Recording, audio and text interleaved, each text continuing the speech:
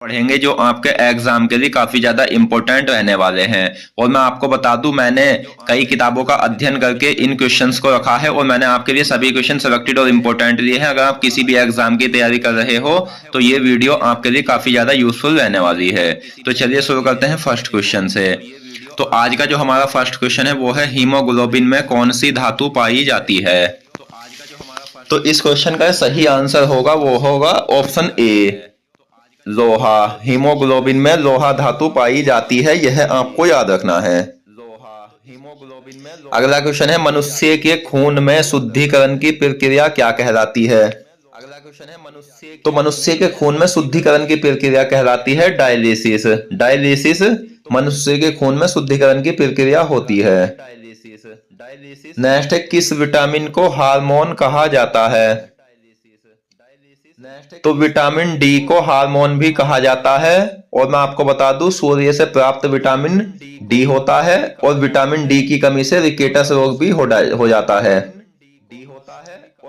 Next है, लाल रक्त कण जिसे आरबीसी भी कहा जाता है का जीवन काल कितना होता है? तो आरबीसी का जो जीवन काल होता है दोस्तों वो होता है 120 दिन। और आरबीसी का जो निर्माण होता है वो अस्थि मज्जा में होता है और आरबीसी की मृत्यु प्लीहा में होती है। अगला क्वेश्चन, मृत आरबीसी को कौन खाता है? तो मृत आरबीसी को जो खाया जाता है वो भक्षी कोशिकाओं द्वारा खाया जाता है। नेक्स्ट, विटामिन डी का वैज्ञानिक नाम क्या होता है? तो विटामिन डी का जो वैज्ञानिक नाम है वो है कैल्सीफेरॉल। कैल्सीफेरॉल विटामिन डी का वैज्ञानिक नाम है। नेक्स्ट है, एड्स बीमारी किसके कारण होती है? तो एड्स जो बीमारी होती है वो विषाणु द्वारा होती है, ऑप्शन ए। अगला क्वेश्चन, गाजर में कौन सा विटामिन पाया जाता है? तो गाजर में पाया जाता है विटामिन ए और विटामिन ए का वैज्ञानिक नाम रेटिनॉल होता है। और दोस्तों, विटामिन ए की कमी से रतौंधी रोग हो जाता है। हमारे शरीर का अधिकतम भार किसका बना होता है?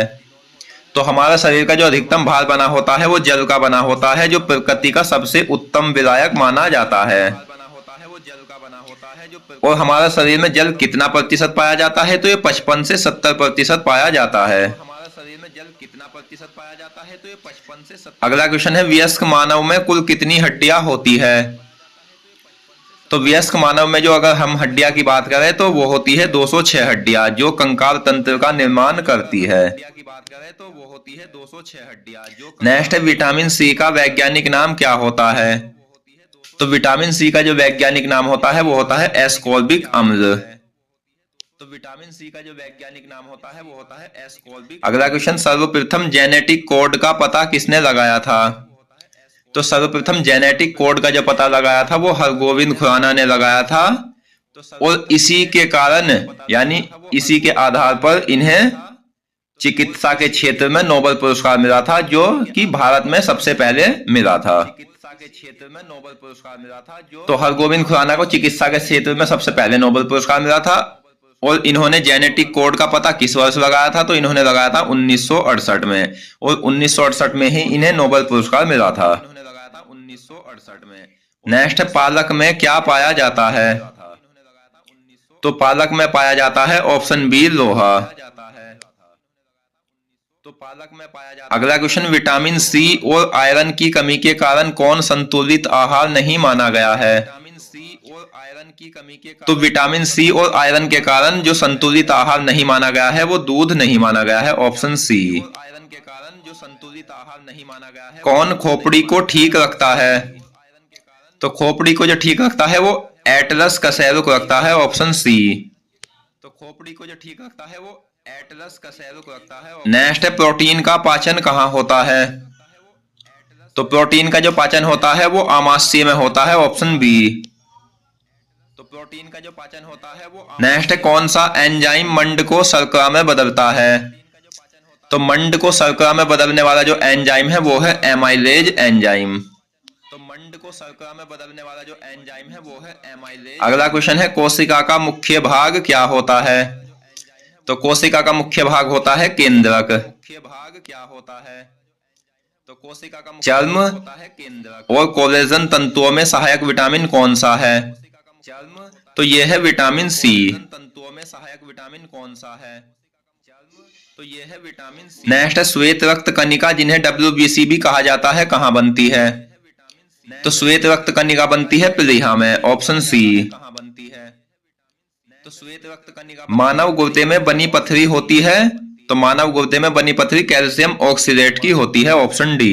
होती है तो मानव गुर्दे में बनी पथरी। कैप्सूल का आवरण किसका बना होता है? तो कैप्सूल का जो आवरण बना होता है वो स्टार्च का बना होता है, ऑप्शन ए। तो कैप्सूल का जो आवरण बना होता है वो स्टार्च। नेक्स्ट, लार किसके पाचन में सहायक होती है? तो लार जो होती है दोस्तों वो स्टार्च के पाचन में सहायक होती है, ऑप्शन बी। तो लार जो होती है। नवजात शिशु में कुल कितनी हड्डियां होती है? नवजात शिशु में अगर हम हड्डी की बात करें तो इनमें 300 हड्डियां होती है, यानी 275 से लेकर 300 तक हड्डियां होती है।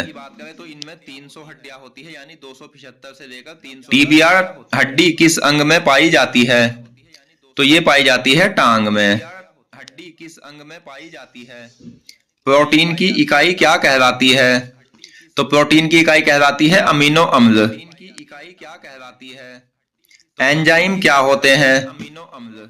तो दोस्तों एंजाइम होते हैं प्रोटीन। एंजाइम क्या होते हैं? अमीनो अम्ल। तो प्रोटीन के पाचन में सहायक एंजाइम कौन सा है? तो प्रोटीन के पाचन में सहायक एंजाइम है पेप्सिन एंजाइम। तो प्रोटीन के मानव शरीर की सबसे बड़ी ग्रंथि कौन सी है? तो मानव शरीर की जो सबसे बड़ी ग्रंथि है वो होती है यकृत, और दूसरी सबसे बड़ी ग्रंथि अग्नाशय होती है। शरीर की जो सबसे बड़ी ग्रंथि है वो होती है यकृत, और दूसरी सबसे बड़ी ग्रंथि अग्नाशय होती है। अगला क्वेश्चन, प्रकृति का सबसे उत्तम विलायक कौन सा है? तो प्रकृति का सबसे उत्तम विलायक है जल। अगला क्वेश्चन, प्रकृति का सबसे उत्तम विलायक कौन सा है? तो मानव शरीर में पाया जाने वाला सर्वाधिक तत्व कौन सा है? तो मानव शरीर में जो सबसे ज्यादा पाया जाता है वो ऑक्सीजन पाया जाता है। और ऑक्सीजन कितने प्रतिशत पाया जाता है? तो ये पाया जाता है दोस्तों 65%, ऑप्शन ए। ऑक्सीजन कितने प्रतिशत पाया जाता है? तो ये नेक्स्ट, नपुंसकता रोग किसकी कमी से होता है? तो ये होता है विटामिन ई की कमी से। नपुंसकता रोग किसकी कमी से होता है? तो ये होता है विटामिन सी का सबसे उत्तम स्रोत क्या है? तो विटामिन सी का सबसे उत्तम स्रोत है आंवला। उत्तम स्रोत क्या है? तो विटामिन सी का। नेक्स्ट, मानव शरीर में ऑक्सीजन के बाद सर्वाधिक पाया जाने वाला तत्व कौन सा है? तो ऑक्सीजन के बाद जो सबसे ज्यादा पाया जाता है वो कार्बन पाया जाता है, ऑप्शन बी।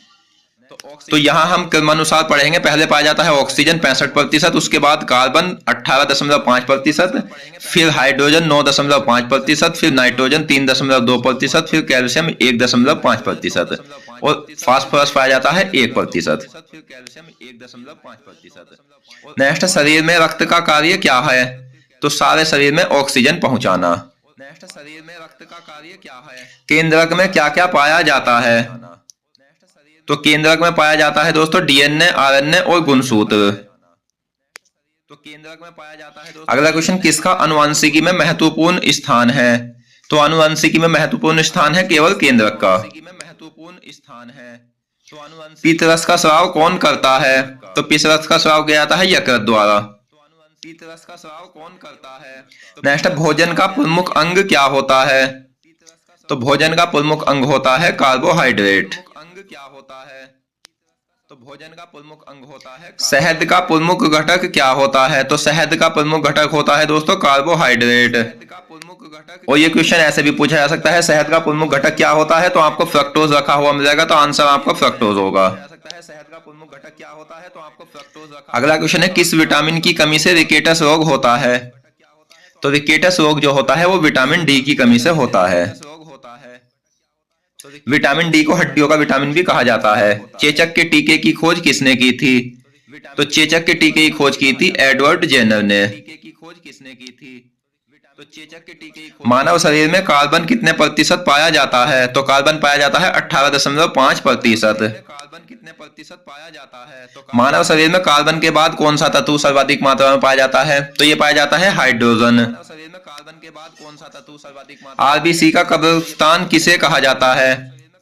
तो आरबीसी जहां जाकर नष्ट होती है तो उसे आरबीसी का कब्रिस्तान कहा जाता है, वो होता है प्लीहा। आरबीसी जहां जाकर नष्ट होती है तो उसे आरबीसी का कब्रिस्तान। मानव शरीर में लाल रक्त कण का निर्माण कौन करता है?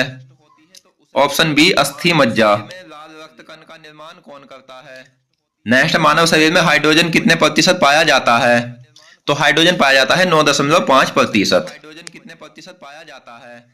तो हाइड्रोजन पाया जाता है 9। तो दोस्तों, आज की इस वीडियो में हमने जीव विज्ञान से संबंधित महत्वपूर्ण प्रश्नों को पढ़ा और मैं आशा करता हूँ क्वेश्चन आपको अच्छे से समझ आ गए होंगे। और दोस्तों, अगर आप मेरे द्वारा पढ़ाए हुए सभी क्लासों को अटेंड कर लेते हो तो आप यकीन मानना जीव विज्ञान में इनसे बाहर कोई क्वेश्चन नहीं पूछा जाएगा। तो मिलते हैं नेक्स्ट वीडियो में। धन्यवाद।